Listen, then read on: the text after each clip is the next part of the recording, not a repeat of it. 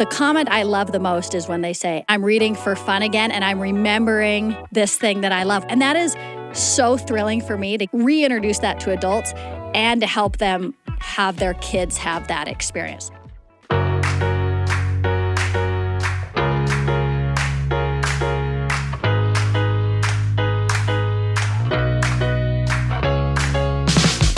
Welcome to The Lisa Show, where we take a good look at life.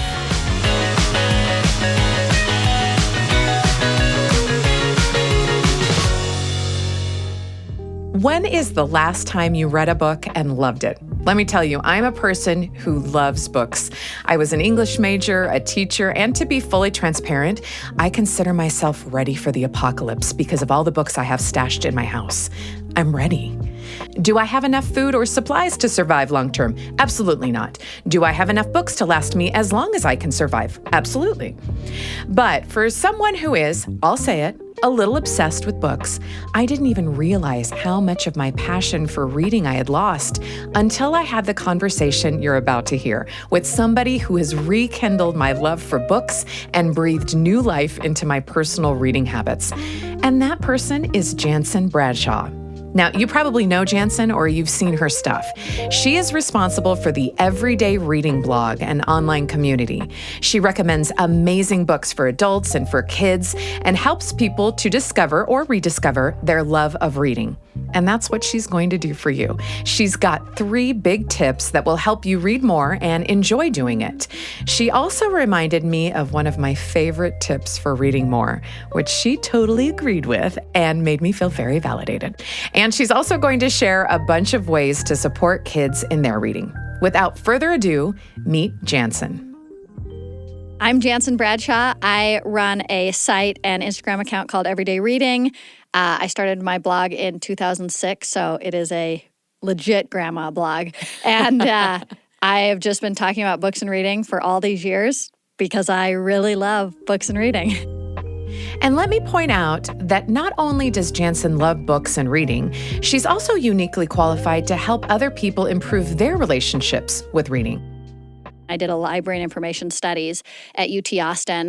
And then I was an elementary school librarian in Massachusetts until my oldest daughter was born. I've just always loved books and reading. And then, over the years, there's just been so many new, interesting things to talk about, not just books themselves, but also Yoto players for kids, or Audible, or Kindle, or Libro FM, or, how you can use your library better. And that's just been so fun to have not just the books themselves side, but also the accessibility side. Both of those really interesting to me.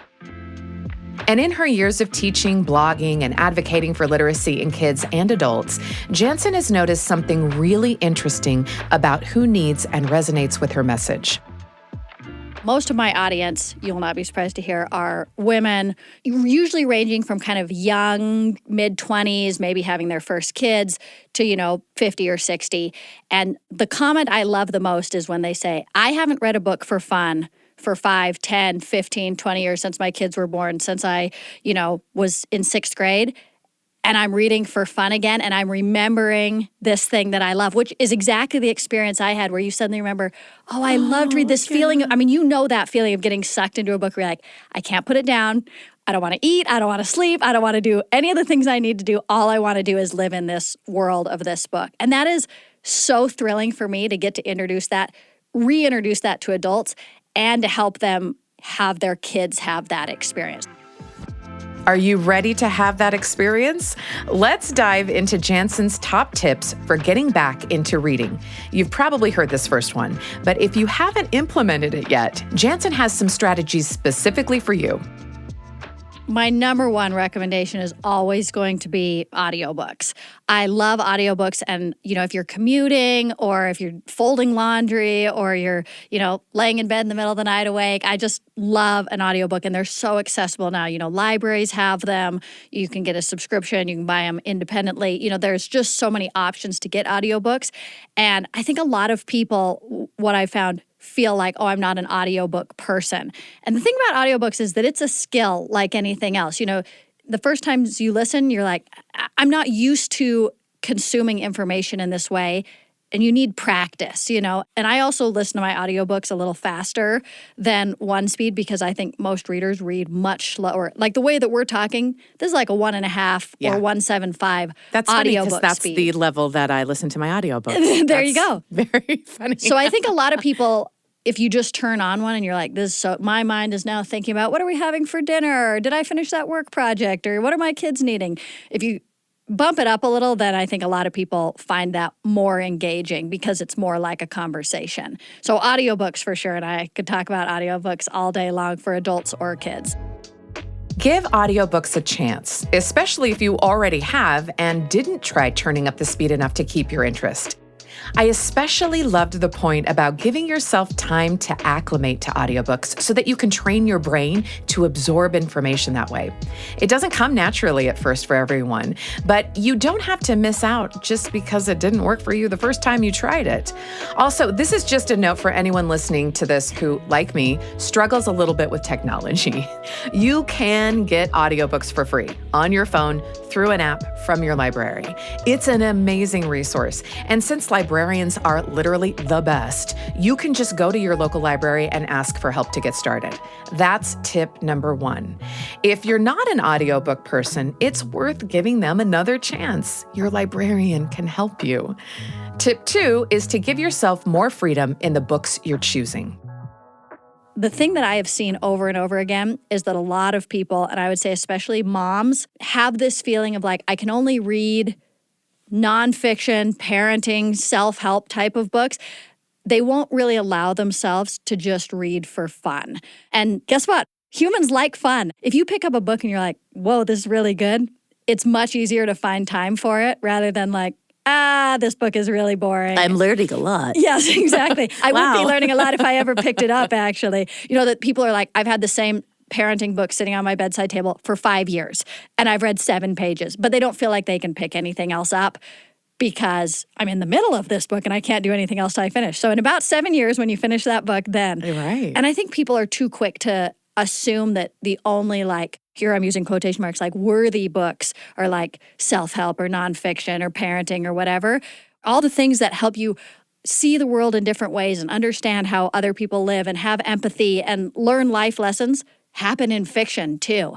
Even if that's a totally fun, fluffy book, you're still putting yourself in someone else's shoes, seeing how someone else is navigating the world. So I think there's huge value. And it also would just be such a good step into getting back in the habit of reading. So that's a huge thing for me is pick something you want to read, not the thing you think you're supposed to read.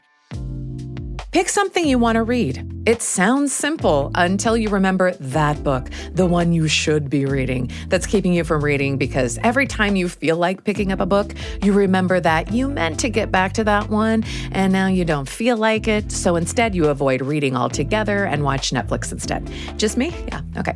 Sometimes the best book, though, is the one that you read. But as long as we're talking about shoulds, aka perfectionist tendencies that keep you from reading, Janssen's next tip covers another one. The third one is to quit books that you aren't liking. I think a lot of people feel you can quit. Yes. And I think we're talking more about adults at this moment. I think parents are very not excited about letting their kids quit books because it feels like I'm teaching my child to be a quitter. Yeah. But you imagine if, I said to you, hey, there's this great television show I like. And if you watch the first episode, you're now committed to watching 11 seasons of this. Yeah. You'd be like, I'm not going to start that show because I am not ready to commit that kind of time. Because what if I hate it? What if this is too scary for me or too stupid or your taste is just not like my taste? And so part of that reading experience is just learning, what do I like? What do you like? We might not like the same things. This book that was your favorite book ever, and I get this. I have never had a book ever that I have talked about that not one person has been like, I hated that book. No book is for everybody. And so to give yourself permission and your kids to say we're kind of experimenting. We're learning what we like as a reader. Put down the book that's not working for you. Take it back to the library. Give it to a friend who wants it and pick something that does work for you. That's going to make reading a lot more fun because I think a lot of people, they feel like they can't quit the book, but they don't want to read the book, so they don't read it all. Permission to quit. I like that. If you don't like it, give yourself permission to put it down. That's tip 3. This one was a hard one for me, but I have to agree. Life is short. Books are long. No book is longer than the one you don't enjoy reading. Bless and release. You know, as Janssen and I were talking about this, all these little rules about reading that a lot of us don't even realize we have, like, I have to read something which says it will make me a better person, or I'm not enjoying this, but I'm no quitter. All thoughts that end up keeping us from reading. I thought of a rule that I only recently figured out I was following. A hack that I have found that I developed later, after being a reader my whole life, English major, teacher, I didn't even learn this until maybe, 15 years ago. Anyway, is to read lots of books at the same time. Yes. I love that, which I think is not something a lot of people think about, but I almost always have 4 or 5 or 6 books. That's me. I'm always reading about 4 or 5 books at the same time, and that it helps with novelty. It helps with I can only read this book in this setting, and I read this book in this setting. I listen to this book in this setting. It's more conducive to my lifestyle, but also it's just more interesting because I like to read nonfiction and the self-help book and the parenting. I want to be a good person, and I'm reading for information, and then I'm reading for fun. I'm reading for lots of things. 100%. And I think that really opens things up for people because, sometimes you're like, I'm going to get in bed and read, but right now I'm just not feeling this book about personal finance, Yeah. So I'm going to pick up the historical fiction that I'm reading that's kind of faster paced or whatever. And sometimes you're like, I'm just kind of in a relaxed mood and I can read something a little heavier. So I think having that mix really helps most people's reading life. Yeah. So those are the 3 tips. Give audiobooks a proper try and be patient if you don't love them right away. Let yourself choose books that genuinely capture your attention and entertain you. And when you can't get into a book, put it down and read a bunch of books. You don't have to finish one before starting another. From this point on in the episode, everything that you're about to hear relates back to those main strategies. But I had to ask Janssen, what about reading changes when talking about a larger family? When you're on a schedule or trying to find more time to read with kids, or if your kids don't love reading, do the same recommendations still apply? One of my favorite things is to listen to audiobooks as a family. In the car, we just took a road trip as a family, and so we were listening to Tress of the Emerald Sea. My youngest is 8, and up to 45 in our family, and everybody loved it. It was full cast. It had original music. It was, I don't want to say it made the miles fly by, but it definitely made it more enjoyable. And then it's just such a fun family experience where you're like, remember that funny thing that happened in this book? Or I wonder what's going to happen next. Was instead of the road trip part of the trip being kind of like wah wah, that was like, oh, let's get back in and listen to a little more and these fun family experiences together. And if you're driving your kids to sports or you have a long drive to school or any of those things, I think audiobooks can really be a fun shared experience. I also think audiobooks are great for not only just filling up some of that time that can kind of be dead time. But also a lot of kids have a hard time getting into a new book. And I say kids, I actually think all readers. I mean, I've been reading my whole life. And that first 10 or 15 pages of any new book is almost always a little bit of a slog because you're like, I don't know who these characters are. I don't know who, the setting. I don't know the plot. That's kind of a lot to get yourself oriented before you can start really enjoying the book. So an audiobook with kids helps bridge that gap where, look, you're in the car anyway, you might as well be listening. One of my daughters, every book we start, the first 3 pages, she's like, I hate this book. This book is boring. I'm like, well, it's because you don't know Thanks for your input. We're going to just keep going. And guess what? Then by the end, she's like, that's the best book I've ever read. But that beginning is hard. And so audiobooks, I think, can really help that. And if you have kids that are really busy, audiobooks can be a great thing. I've heard from parents, we don't actually do this at our house, but maybe we should, of parents who are like, we have a speaker in the shower and my kids listen to audiobooks while they shower on the Bluetooth waterproof speaker, So you can kind of just look at where does my kid have some time that they could listen to books? And I think especially if you're a struggling reader, you might not be able to read the words on the page at a 5th grade level because you're a struggling reader, but you can listen to a book at your level. So when all the kids at school are talking about this series that they're all loving that you would struggle to read on your own, you can listen to it and be part of that book conversation. You know what I mean? That is a strong desire, I think, for most of us, just like television, oh, you're watching that show? I want to be able to talk about this show or this book that everybody else is enjoying. And so I think audiobooks can really help struggling readers feel like they still are a reader, even if the actual physical act of reading is still pretty tricky for them. As we were talking about it, this conversation reminded me of being a teacher when I had parents come up to me and say, how can I get them to read the classics? And their concern was that their kids weren't reading good literature, just fluffy stuff or books with a lot of pictures. And I learned really quickly that you can't make fun of what kids read. If they want to read Captain Underpants, give them all of the Captain Underpants books or graphic novels. As long as it's age and content appropriate, don't put extra moral value on some books over others. Because if you can just feed your child's love of reading, they'll eventually want more and go find more. My kid, who hated reading until Captain Underpants, changed his life and is now into 14th century Japanese literature. Neither of those things are my cup of tea, but I respect the journey. Janssen's backing me up on this one. Your child is not going to hear you say the books you pick are stupid and immature and think, you're right, I should go choose Jane Austen. They're going to think, I'm going to read War and Peace. Exactly. Let me go pick that You've up at the library. inspired me for Dostoevsky. They're going to be like, well, I guess I'm just not a reader. Yeah. And anytime I even make any attempts to read, I get shut down. So I'm just done. I'm out. Yeah. So it has to good start advice. somewhere. Yes. Right? Something that we have found as a family too is I really liked, my mother did this too, is gifting books. Like birthdays, Christmas. My mom, my kids' grandma, every year would give them a certificate to come and pick out a book of their choosing. Oh, that is so great. So after all of the presents and everything of Christmas and everything, they would, call her up and say, I'm ready. And she'd take them to the bookstore and let them pick out any book that they wanted. And that's been a cool thing that has been a nice family ritual that has included reading. Well, and I think that ownership of a book, I think you can talk to almost anyone and they'll be like, this is the book from my childhood. And they still have them. I have my various sets of things that I got as gifts that I will have until the day I die, and then I will make one of my children take them, because those are meaningful to me. And that makes you feel like a reader, like, oh, these are my books, not just like, this is the family book, this is the library book. I think there really is a lot to that. That sense of ownership. Get a bunch of teachers started on reading, and we can't hold back. Janssen had several other great tips for helping kids read who simply don't like it or think they don't like it. Some advice is going to land for some kids and some others. A few off the top of my head, we have done for many years like family reading time. So we have snacks and everybody brings their books. And look, if you just want to look at the pictures on the book or you want to listen to your audiobook, A+. Where can we meet you? I think also you can help kids get into that first part of a book or the first book in a series, listen to the audiobook together, read them the first few chapters aloud. You just think of like how easy it is to step into a television show. You've watched other episodes. You're like, I know who the characters are. I know what's going on, even if I don't know exactly this scenario. So like a series, I think, is such a gift for a child reader. Like, okay, we read the first Boxcar Children together, and now it's much easier for me to pick up 2, 3, 4, 5, 77, 143 on the Boxcar Children, or, and there's so many good series out there. So I think that makes a big difference.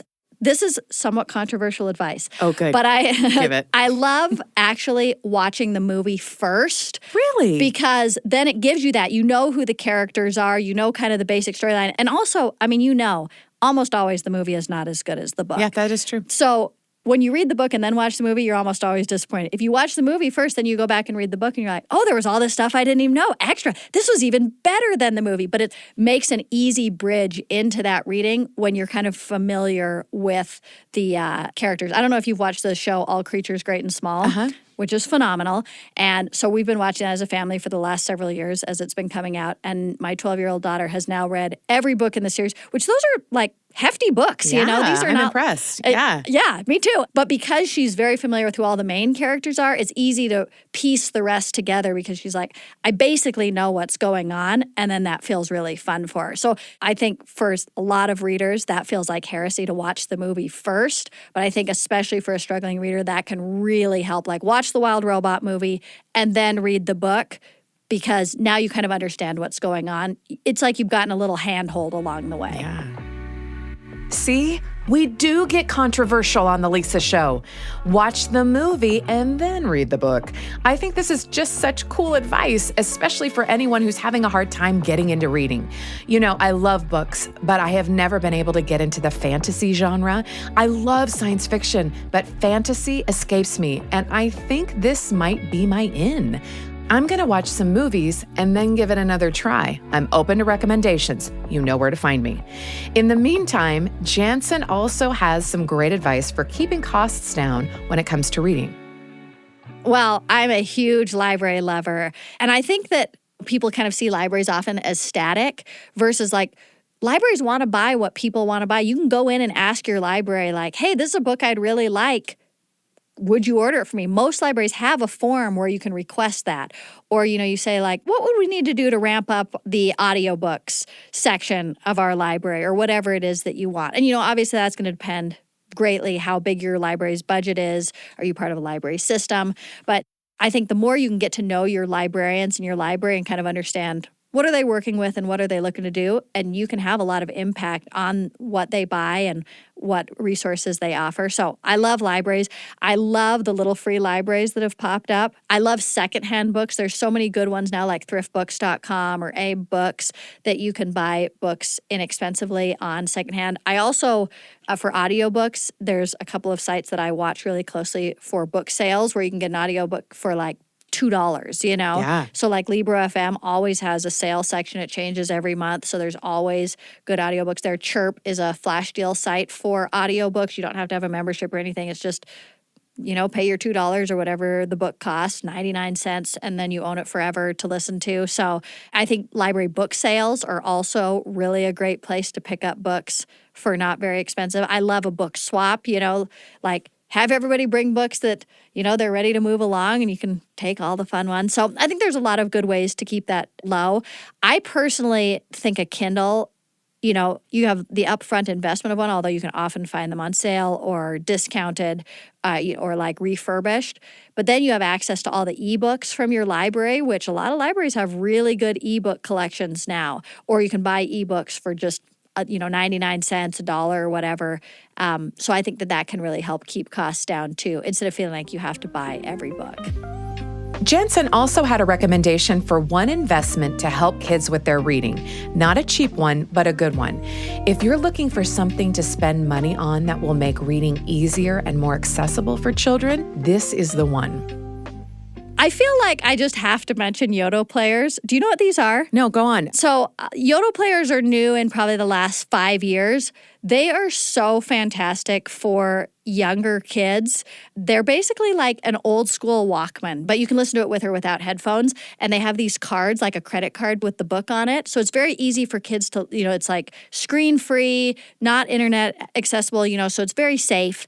And you can listen to music on there. You can record your own cards. So, you can have your grandma, do a voice memo of her reading whatever book, and then you put it on a card and they can listen to it. I've been talking about these for several years, and I've heard from people, like my husband passed away and before he did, he recorded like him reading to our kids all these favorite books. These are like, so they can listen to their dad still read. I mean, you're just like, oh my word. Oh, wow. This is like choking me up. Or grandparents that live on the other side of the country or, any kind of things. And then you can also just buy, they have thousands of cards that you can just buy ready-made for classics, news, podcasts, all sorts of stuff. That is just really fantastic. If you're looking for your kids to have kind of a self-sufficient way to listen where you're like, I don't really want to leave you with my 3-year-old with an iPad in their room, or and that can go on the go. So I think Yotos, they're one of those things that when you first hear about it, you're kind of like, this seems like kind of dumb or kind of like a flash in the pan. This is the product that I get messages from people saying like, of all the things I've ever bought in 10 years as a parent,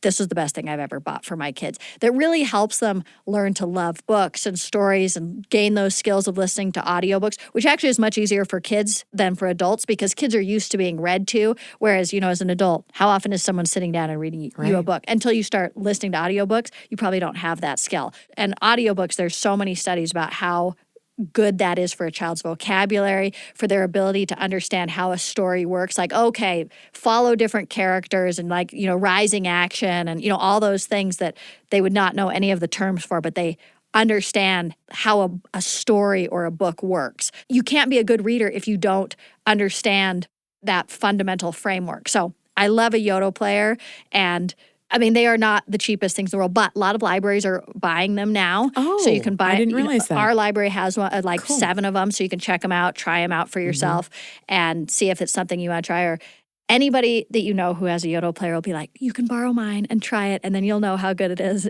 They are just really great for younger kids. I'd say about 2 to 12 is kind of your perfect range in there. And so those are fantastic. And good news, if you're not in a place to buy a Yoto or your library doesn't have them, the reason it works so well is something that anyone can do for free, reading aloud to your kids. I think a lot of parents drop off as soon as their kids can read on their own.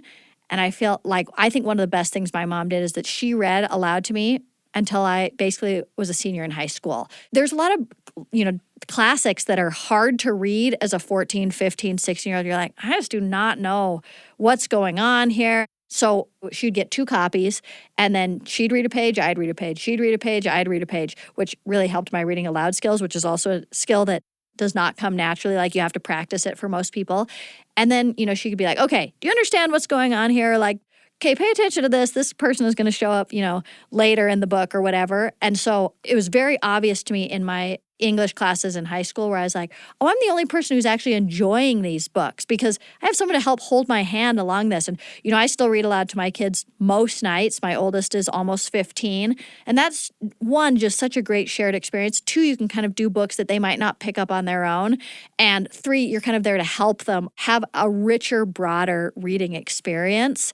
And the last thing I'm going to say is that when you're reading aloud to your kids, or your kids are doing audiobooks or whatever, I think in our heads we have this picture of like, we're all sitting quietly in our chair as if we're Little House on the Prairie, But I think most kids and adults, I don't want to just sit on the couch and listen to an audiobook. I want to be, doing the dishes or folding laundry or going for a walk or moving my body, and I'm not that I'm looking to fold laundry or do the dishes, but I want to be doing something active. And then because my hands are busy, my brain can focus on it better. And that's totally the same for kids, that they actually usually can comprehend more when they're doing something, whether that's coloring or building with Legos or doing squishy slime or whatever, hopefully not getting in your carpet. And I think giving your kids something to do, and sometimes my kids are just doing handstands or cartwheels for 45 minutes while I read aloud, and kind of realize, okay, this does not look the way it looks in my head, but they are picking up on a lot of this, probably most of it, even if it doesn't look like I thought it was going to look, can really make a huge difference for kids. There's so many ways to share a reading experience with kids and to give yourself a great experience too. Everyone wins when you feed your own love of reading. Janssen had one more tip, a little food for thought about the way encouraging reading in the home can also broaden our kids' horizons in other ways as well. One of the things that comes up all the time, I have 4 girls, people say to me, but what about books for boys, as if every book is a boy or a girl book. So in kind of the midst of one of this firestorms of this discussion on Instagram, my brother-in-law came over for dinner. And so we were just sitting around chatting. And so with no background at all, I just said, Andrew, what's one of your favorite books with a female main character? And he was like, Little Women. And I was like, what's another one? He's like, Man of Green Gables. And I'm like, what's the third one?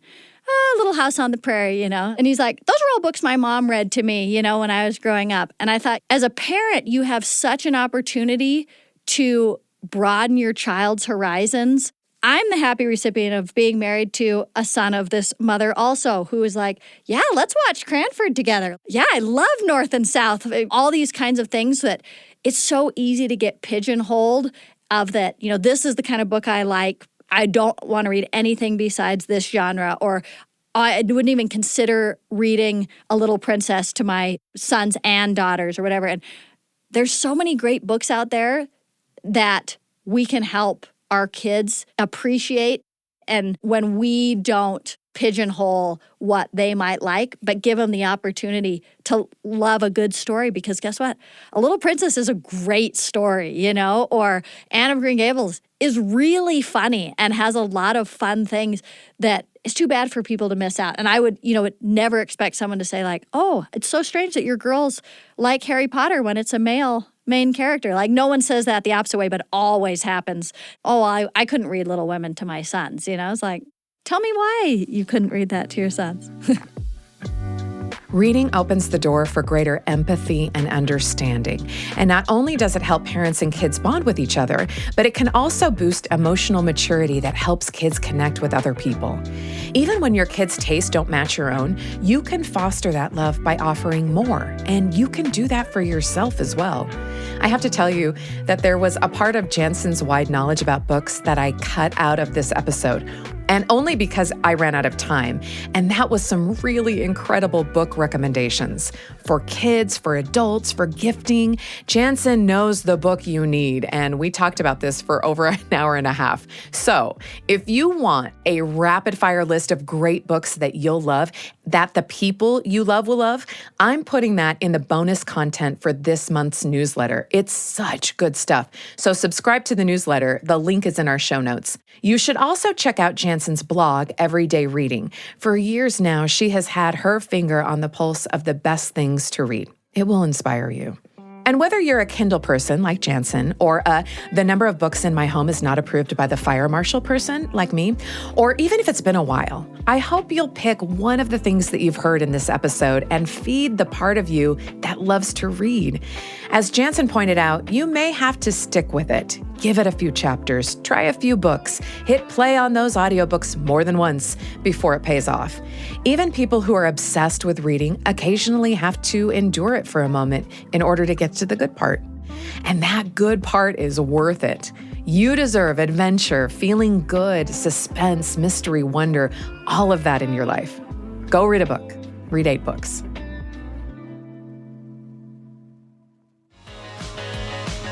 The Lisa Show is a production of BYU Radio, hosted by Lisa Valentine Clark. This episode was produced by Becca Hurley with help from Erica Price, Blake Morse, and Kenny Mears, with post-production by Gracie Davis.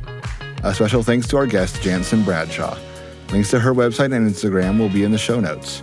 Be sure to check out the Council of Moms, available on YouTube or wherever you listen. As always, thanks for your messages. We read them all, and thanks for listening.